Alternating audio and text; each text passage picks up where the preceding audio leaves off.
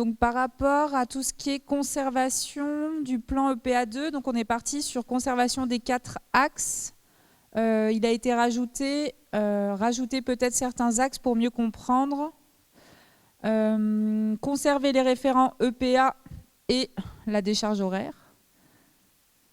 Des projets avec les partenaires du territoire, l'implication importante des apprenants, la formation et le suivi par les DNA des enseignants et de la direction. Le dispositif interétablissement qui est déjà sur certains établissements mais qui peut être généralisé. Des journées spécialisées, exemple Printemps des transitions et les éco-responsables, et aller vers l'exemplarité des exploitations, donc continuer à tendre vers l'exemplarité. Et il a été rajouté les mesures sur la restauration collective, réduction du gaspillage, favoriser les circuits courts et la consommation locale.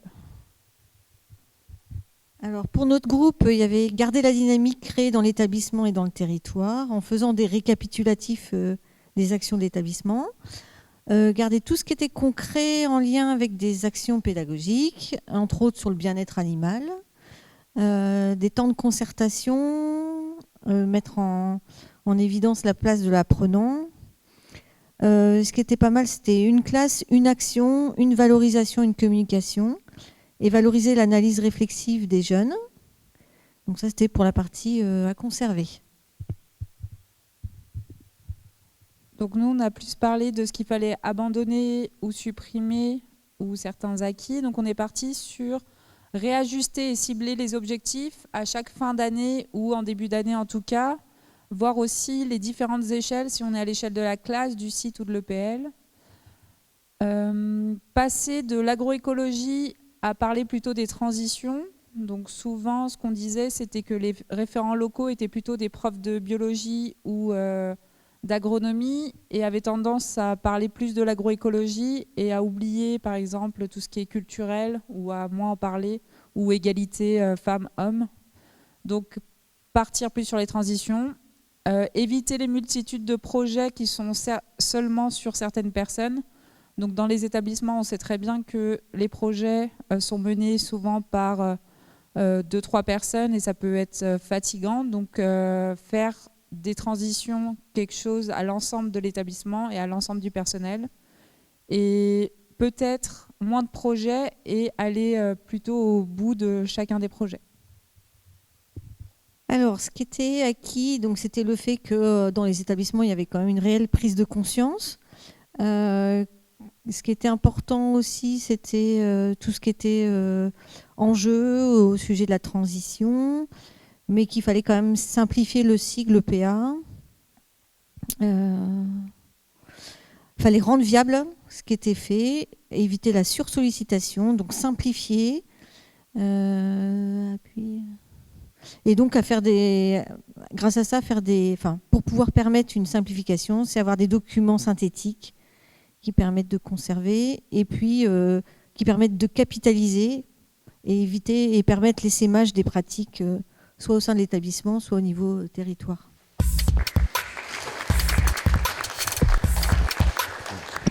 Alors, au sein du groupe dans lequel nous étions, il y a à la fois dans ce qu'on souhaite garder ou développer, c'est créer des événements en lien avec toutes les parties prenantes, renforcer les liens sur les questions sociétales et territoriales et faire toujours du lien entre les projets, les formateurs, la formation et la convivialité. Donc aussi, plusieurs fois, il indiquait des piqûres de rappel.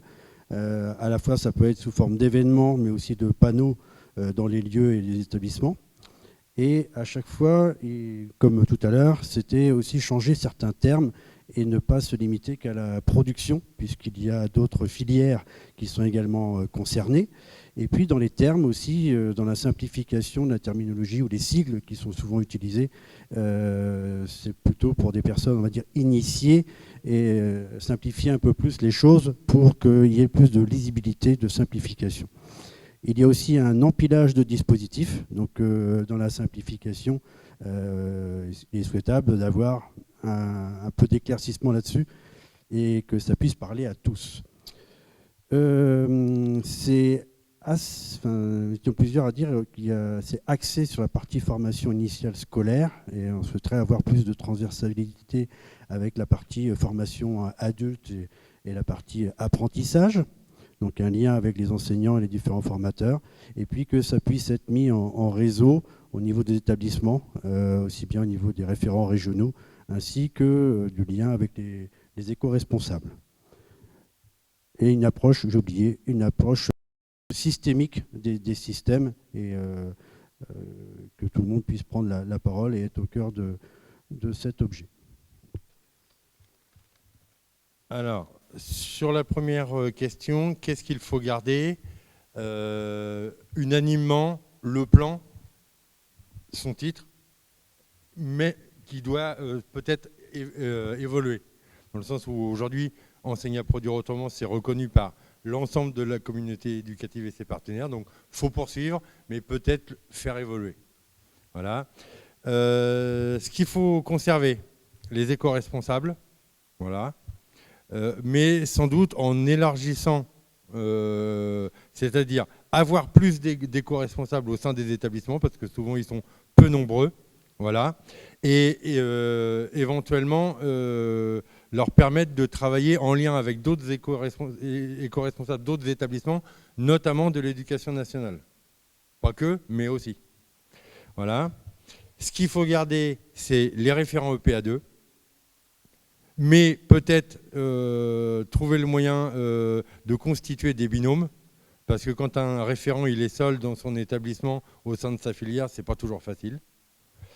Ce qu'il faut garder, c'est les printemps des transitions, mais il faut les ouvrir davantage au public, au pluriel, notamment aux professionnels, et aussi aux jeunes de l'éducation nationale. Voilà. Ce qu'il faut conserver, c'est la pédagogie de projet, les visites d'entreprise, mais en faire davantage, c'est-à-dire être dans une logique de projet, de travailler sur commande pour dépasser le seul cadre de la visite, mais qu'il y ait un vrai travail, un vrai échange fait avec les acteurs. Voilà. Et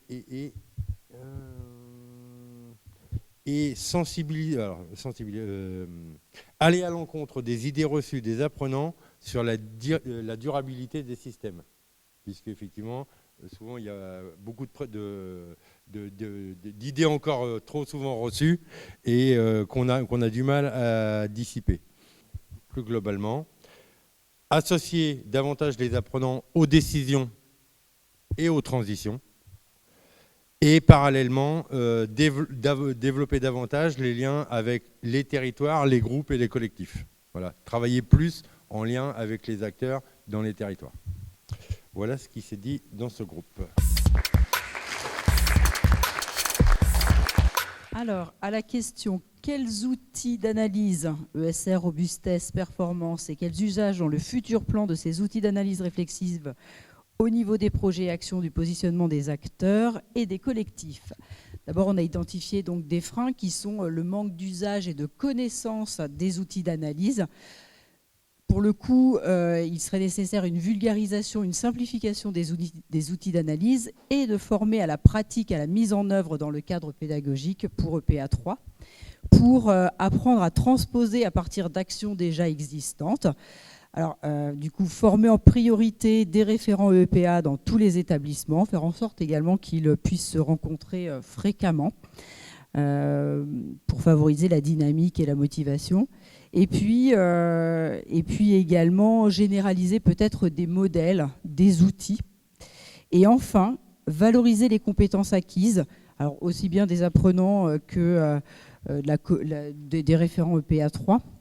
Donc valoriser les compétences acquises via l'utilisation de ces outils, la menée de projet, et pourquoi pas via des open badges. Sur les outils d'analyse et l'analyse réflexive, donc, il était proposé donc, des outils numériques, des bilans carbone, CAP2R, bilan transec, comptage biodiversité, tout ça sur l'exploitation donc support. Il y avait aussi Bovivell de cité. Ensuite, dans les autres outils, la mallette Ecophyto vers la reconception, Alors, quelque chose que je ne connais pas. MetaGriCamp dans la gestion de la méthanisation, le SR vers la reconception, le diagnostic durabilité, donc IDEA4 ou le diagnostic RAD du CIVAM, à la fois donc, sur les exploitations de stage ou sur l'exploitation donc, du lycée, et les analyses de pratiques pédagogiques, transition, modules et enseignants. La dernière question, qui était comment développer les liens au territoire en associant donc toutes les catégories de la communauté éducative. Donc le constat a été fait de dire peut-être il faut partir des besoins, il faut rencontrer les acteurs du territoire et identifier des besoins auxquels chacun pourra contribuer à les résoudre ou à y répondre, parce que sinon on rencontre une grande difficulté à mobiliser de manière régulière des acteurs du territoire qui n'ont pas l'habitude de travailler ensemble. Donc, comment on peut identifier des besoins? Et pour ça, il faut aller rencontrer les partenaires du territoire, provoquer les rencontres autour de préoccupations besoins communs. À partir de là, on peut imaginer qu'il y ait des commandes. On revient, tout à l'heure, il y a une idée de commande, de partenaires du territoire, auxquels les apprenants et les enseignants vont pouvoir répondre, ce qui va donner un supplément de motivation pour les apprenants, parce que ça veut dire qu'ils ne travaillent pas seulement pour la pédagogie et le cadre pédagogique, mais ils travaillent aussi pour des partenaires du territoire. Ce qui a aussi pour effet de développer ce que l'un d'entre nous a appelé la pédagogie hors les murs. Et qu'il trouvait ça extrêmement motivant de ne pas simplement rester effectivement en classe à faire des cours, mais aussi avoir une préoccupation liée au territoire, hors des murs, aller sur le terrain, etc. Ce qui permet aussi de mieux détricoter les représentations dont on parlait à l'instant, dans les questions précédentes, et puis peut-être compléter autour de questions à fort enjeu, avec des partenaires du territoire qui posent débat, des questions d'actualité sur l'agriculture ou sur d'autres sujets comme le changement climatique. Et donc tout ça permet aussi peut-être, une fois qu'on a des partenaires renforcés, de ritualiser des rencontres avec une journée par an autour du printemps des transitions ou d'autres choses. Ça rejoint les idées qui ont été mises tout à l'heure. Et donc, une fois que ce réseau est consolidé, eh bien, on peut mettre à disposition des ressources. Et donc, de mettre en réseau les acteurs locaux et de mettre à disposition des ressources communes. Toujours sur le même thème, donc faire intervenir davantage les professionnels, développer les partenariats sous forme de projets, donc baser aussi les liens sur les visites et sur les stages, l'invitation à des journées, comme ça a été dit tout à l'heure, basé aussi sur l'expérimentation, sur les essais, et sur le réseau RMT, les GI2E et l'éducation socio-culturelle. Il a été ajouté aussi donc développer les maps en lien avec le territoire, mettre l'accent aussi sur la COP Inter, faire le lien entre le conseil d'administration et le conseil d'exploitation, par l'intermédiaire aussi donc des EIE, des stages collectifs sur le territoire, l'inter-établissement aussi, donc travailler entre établissements, et puis, comme il a été aussi dit tout à l'heure, donc développer les journées techniques. Voilà pour ce point-là.